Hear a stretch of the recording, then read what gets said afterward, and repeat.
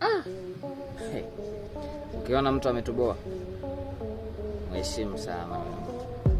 Yaani kama ametoboa kabisa, ametokea familia kimaskini, maisha magumu hivi, alikuwa na pango pakavu, hapa ametoboa, amekuwa tajiri. Mheshimu sana. Lakini kama ametokea familia kitajiri, ndio tunasema anaendeleza kumaliza familia.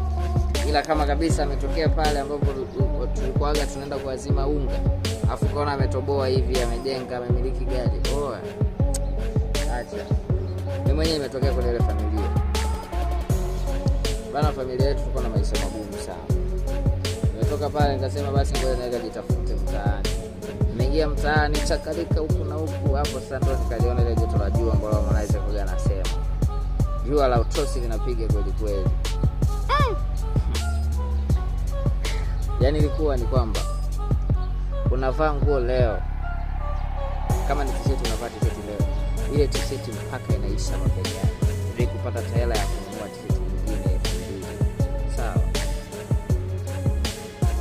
unachakata cheketa kila kona, afu mdao wa familia na kutegemea mwenyewe huyo. Ukija kuangalia kipato chako kwa siku labda unaingiza 3000.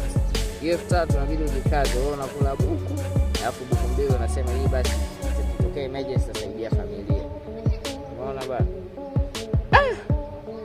Kwa kweli swala la mlo mmoja mimi nilizoea sana. Nikaona ni swala la kawaida. Nilikuwa nakucha asubuhi hivi, nahesabia kuanzia kwenye saa 1 pale mpaka kwenye ngoma 7-8 hivi unaweza kupata chakula. Kisha pala chakula kinakaa tumboni mpaka kesho tena mtaka kama huo hapo. Ila sasa hivi alhamdulillah, namshukuru Mungu bwana, Mungu amshukuru mja wake.